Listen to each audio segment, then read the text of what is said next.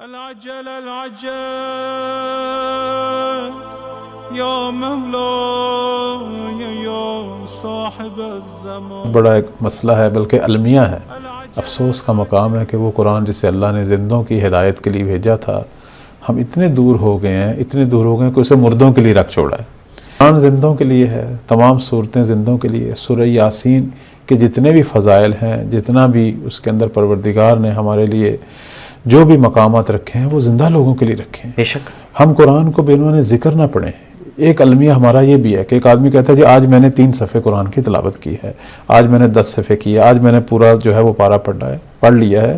ٹھیک ہے، یہ آپ نے ثواب لے لیا ہے، لیکن قرآن صرف تلاوت کے لیے تو نہیں آیا تھا. قرآن غور و فکر کے لیے. قرآن میں کتنی آیات ہیں جس میں پروردگار کہہ رہا ہے کہ تم کیوں نہیں غور و فکر کرتے، تم ان آیات کے اندر کیوں نہیں تدبر کرتے. قرآن کتاب ہدایت ہے، اور یہ اسی وقت ہدایت نصیب ہوگی جب ہم قرآن کو سمجھیں گے، جب اس کے ترجمے پہ غور کریں گے، اس کی تفسیر جو محمد وآل محمد نے فرمائی اس پہ غور کریں گے کہ خدا نے ہم زندوں کے لیے قرآن بھیجا ہے، اس کے اندر ہمارے لیے زندگی کا کیا ضابطہ ہے.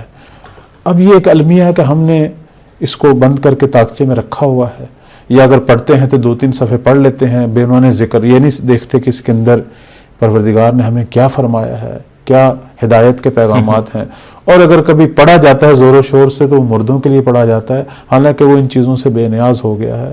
اب اگر پڑھا جا رہا ہے بے عنوان باقیات یا بے عنوان اجر و ثواب اور یہ چیزیں، لیکن قرآن اللہ نے کسی جگہ پہ نہیں لکھا کہ میں نے اسے مردوں کے لیے کتاب کی شکل میں بھیجا ہے. یہ تو اللہ نے زندہ لوگوں کے لیے کتاب ہدایت بنا کر بھیجی ہے. تو قرآن کی ساری صورتیں جو ہیں اس کا پڑھنے کا ثواب بھی ہے، اور اگر ہم چاہتے ہیں کہ اس ہدف کو پائیں تو خدا کے لیے قرآن کو صرف ذکر کی نیت سے نہ پڑھیں کہ پڑھ رہے ہیں ہمیں کچھ پتہ نہیں ہے. نہیں، اس کو ترجمہ سے، تفسیر سے، اور محمد وآل محمد نے جو اس کی آیات کی تشریح کی ہے اس کے ساتھ پڑھیں. پھر یہ کتاب ہدایت ہے، کتاب انقلاب ہے، کتاب انتظار ہے. پھر یہ امام زمانہ اجل اللہ فرجہ شریف کے ظہور کو نزدیک کرنے والی کتاب ہے. اس میں پروردگار نے عبودیت کی کیا تشریح کی ہے، کس طرح ہم اللہ کے نیک بندے بن سکتے ہیں. یہ قرآن مولا امام زمان جب ظہور فرمائیں گے اور ان کے جوان انصار جب دنیا میں انقلاب لائیں گے، اس وقت کہتے ہیں کہ قرآن اس زمانے میں حکومت کرے گا. مشرق سے مغرب تک قرآن اس زمانے میں نافذ ہوگا کہ لوگ قرآن کو دیکھ کر اپنی فردی اور اجتماعی زندگی کا جو ہے وہ ضابطہ تیار کریں گے. اس وقت کہتے ہیں کہ قرآن پہلے ہوگا، خواہشات نفسانی قرآن کے تابع ہوں گی.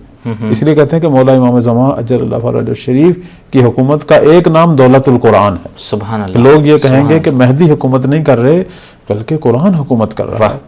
تو قرآن کی جتنی بھی صورتیں ہیں یہ زندوں کے لیے ہیں. یا مولا یا صاحب الزمان.